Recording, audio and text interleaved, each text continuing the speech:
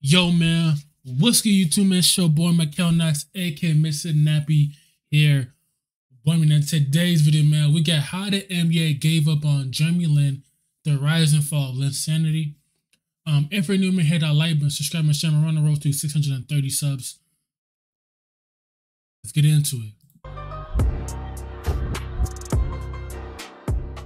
Jeremy Lin's basketball story begins in Palo Alto High School in California. As stated before, he went 32-1 in his senior year as the captain of his team. He was awarded the Northern California D2 Player of the Year as a result, with strong numbers of 15 points, 7 assists, and 6 rebounds. He was also named First Team All-State and Northern California Division II Player of the Year. You'd think these achievements would catch the eye of some school out there, but Lin was only accepted into a handful. He went to Harvard out of all schools, an excellent spot no doubt, but you don't hear about many basketball success stories coming from the Crimson. This was a tough pill to swallow. That's because Harvard is like smart people go to get there, you know, feel me?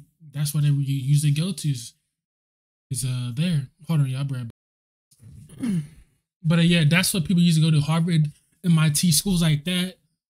It's to get like a good ass education. Like if you get accepted to Harvard and all that, you're smart. Although, especially considering how he applied to every Ivy League school and sent his mixtape, but only Harvard and Brown University guaranteed him a spot on their team. Lin took this chance, but the fun didn't start immediately.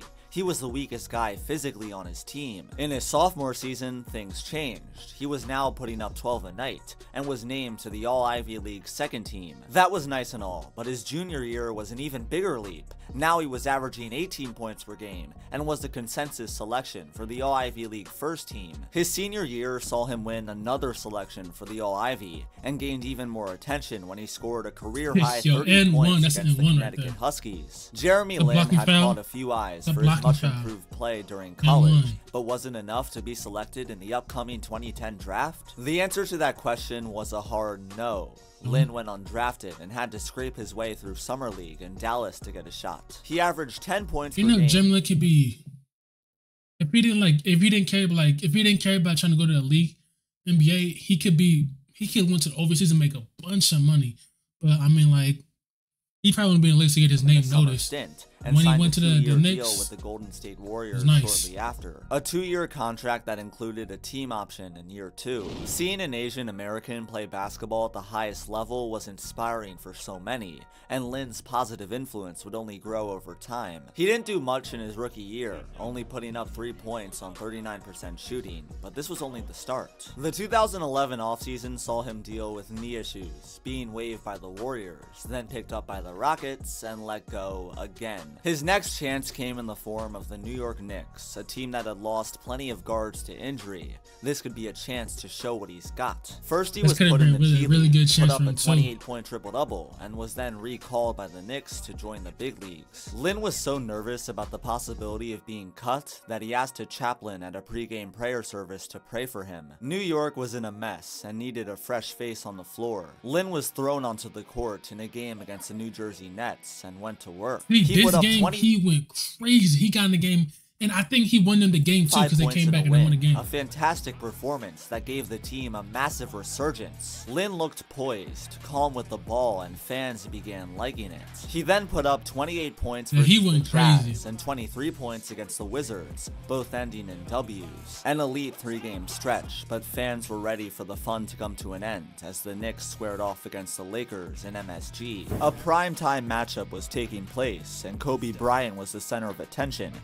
Yeah, man, it's Kobe Bryant is my favorite player of all time, and I think Jeremy Lin this game went like crazy. Like, he went like stupid crazy against Kobe and the Lakers. He barely even knew who Jeremy Lin was, so Jeremy showed him. 38 points and 7 assists was what he showed him, hitting a barrage of threes and throwing flashy passes to deliver New York a huge win. This is when fans really believed the kid was legit. A player coming out of nowhere like this and taking the league by storm was unheard of, and it was called Linsanity. The next matchup saw him score 20 and yet another win, but all of that would fail in comparison to his game versus the Raptors. In a battle that came down to the wire, Jeremy Lin hit one of the greatest game winners of all time in front of a packed Scotiabank Arena. Seeing the clock drift towards zero with his... When he shot this, It was newfound fan base. Tell you, bro, he was like that for right here. Jeremy rose up and splashed a shot straight out of a cinematic masterpiece. Lynn was going crazy. This was the peak of the Linsanity era. So many questions about whether or not this guy was for real. He silenced every doubter and was mobbed by his teammates as the Toronto fans, now his fans, were in complete awe. He continued scoring well, but it all came to a screeching halt as the Knicks faced the Big Three Miami Heat. Jeremy Lin was absolutely locked up. 8 points on 1 of 11 shooting with 8 turnovers. Fans didn't know it then, but this game was the death of Linsanity. He'd finally met his match and was unable to return to that past all-star level. This opened up the floodgates. But then Carmelo the Knicks went 1-6 Carmelo came back too, so that kind of fucked him up. Okay, until he suffered a meniscus injury and was forced to miss the rest of the year. The 2011-12 season came to an end, with Lin missing the postseason. Linsanity never got a chance to stamp his name in the playoffs. A shocking but phenomenal regular season run, but it left fans wanting a bit more. The 2012 offseason saw Lin as a restricted free agent with the chance to go anywhere he wanted. The Rockets, his former team, were more than interested in acquiring him and offered a 4-year, $25 million deal. A low-risk, high-reward contract that the Knicks would have no problem matching.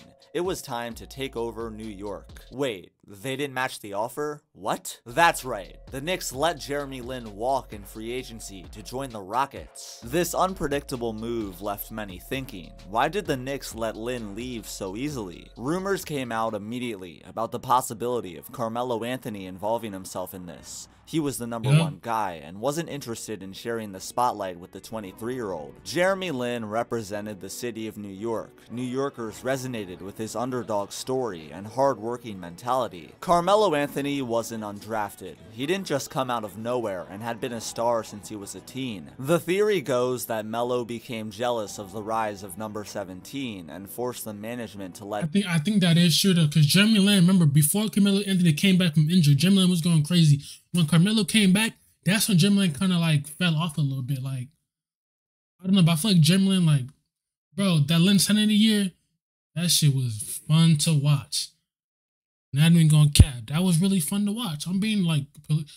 let him walk. The reason Linsanity fell could be because teams were figuring him out, or because Melo himself returned from injury, took the ball away, and forced Lin to be a spot-up shooter. To add even more evidence to this, Melo was quoted as saying Lin's contract offer from Houston was ridiculous. The stats tell the full story. Lin averaged 20 a night without Melo, and just 12 a night with him. Regardless, it was time to move on. The Rockets were a team with plenty of opportunity. Jeremy Lin had a chance to take the city of Houston by storm. However, just a few days before the season began, the Rockets traded for James Harden, and just like that, everything changed in the snap of a finger. Any chance of him evolving into a star wouldn't be realistic. He was best with the ball in his hands, and now that wouldn't be possible. Despite this... See, I'm not gonna lie, bro.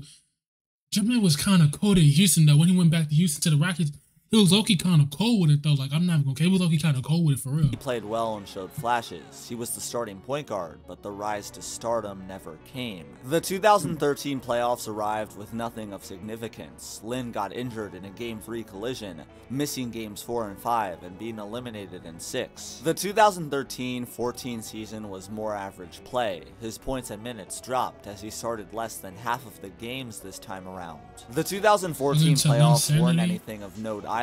He did have a 21-point Game 5, which was solid, and he showed some hustle on this clutch assist to Troy Daniels in Game 3. His season ended on a Damian Lillard game winner, and it had become quite clear that Lin in Houston was not working. He signed there to be the #1 option, have a system run through him, and with the acquisition of James Harden, that became impossible. Not to mention, there was quite the disconnect between him and the head coach, Kevin Mickal. Many accused Mickal of using Lin incorrectly, forcing him to be an all-ball player when he wasn't. The idea of him evolving into a star was still there, but it was much less promising. The Los Angeles Lakers came calling, and the Rockets had no issue giving him away for a few picks. A rough ending to an unfortunate era, but LA could use his chance to revive his career and meet his potential. The 2014-15 season came, and as you can imagine, the potential remained untapped. The now 26-year-old struggled to start consistently on an awful Lakers team. He did have some iconic moments, like when he blocked Draymond Green on a chase down,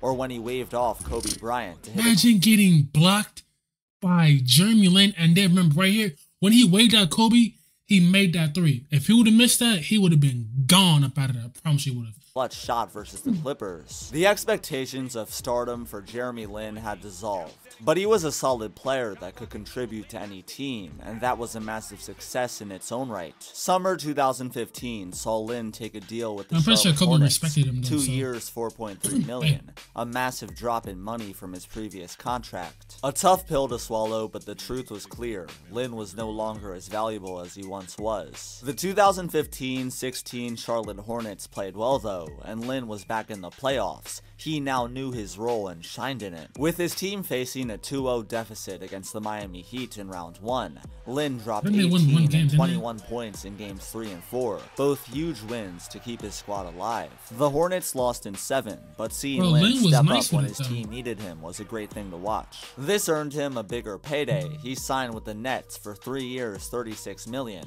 a worthy bag for the hard-working guard. He was back in New York on a terrible Nets team that desperately needed a leader. His stats bounced back up, and he was once again a starting point guard. Nevertheless, it wasn't the solid numbers that made the headlines, but the injury issues that had ravaged Lin's season. 36 games out of 82 were played by Linsanity due to hamstring issues. His problem was no longer the awkward fit like it once was in Houston. It was now an even more painful factor that Lin had no control of: injuries. If I'm being honest, bro, Lin was cold, but it's just the injuries. Like, the injuries was pushing him back. Remember, when you play sports and injuries, once you get older, it's like the injuries is gonna mess with your body. Your body's gonna feel. I'm tell you, injury. That's when Kobe, all them injuries when he was young, and injuries catching up, it catches up to you. So I feel like the injuries caught up to him. I feel like if Jeremy Lin never really got injured, I feel like he would still be in the league right now. Maybe even a starting point guard, maybe even a backup. The last time he played was what?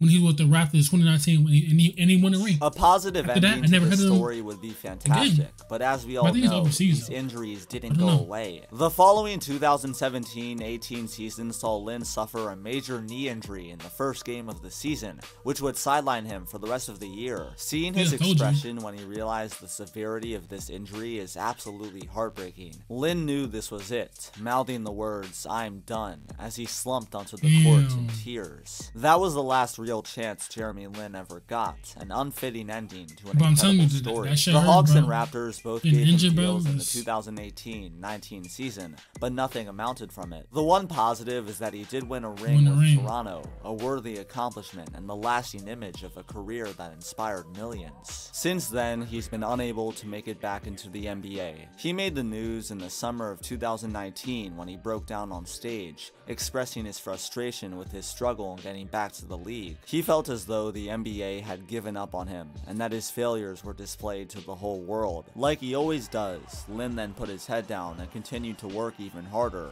earning a spot with the Beijing Ducks where he put up 22 points per game. In the following season, he joined the Santa Cruz Warriors in the G League, where his high scoring continued. All he desired was a chance. In May of 2021, Lin posted to Instagram in what looked to be a farewell message to the NBA. In this post, he told his story firsthand of how tough it was to see others get contracts before him. He had zero regrets about how his pro career transpired, and gave strong advice to the next generation of Asian American ballers as well. When you get that foot in the door, kick it down, is what he said. Since this post, it's been relatively silent in the world of Linsanity. He returned to the Beijing Ducks and is once again ready to compete and win. This is where the story of Jeremy Lin comes to an ending. A tale of perseverance, hard work, dedication, and unwillingness to accept failure. That next era, bro, he was going crazy. There were incredible, life-changing ups and heartbreaking, that 2012 season, bro, but Lin stayed motivated throughout it all. He's dealt with racist comments said to him throughout his career on the court,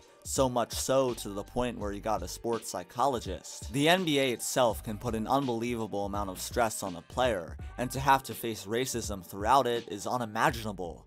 He wasn't handed a spot in the NBA. No, he had to work to achieve his dreams. Yep. And he went to Harvard, so I'm pretty sure he got a degree. He took the stage and had some of the most iconic moments in relax, basketball make history. that money, play His ball, cold-blooded game winner versus the Raptors and his clutch shots against Kobe and the Lakers took basketball by storm. His impact on the game motivated millions of kids throughout the world, showing that they too could achieve anything they desired. He inspired an entire generation of Asian American players. Most importantly, Jeremy Lin will forever be remembered as the man who revitalized Knicks basketball for one spectacular, iconic month. Now he did though, but look y'all, that was how the NBA gave up on Jeremy Lin, the rise and fall of Linsanity. If you guys like that video, please like, subscribe, share, man. Comment down below and everything, man. And I'll see y'all in to the next one. Nappy squad, nappy gang, I'm out.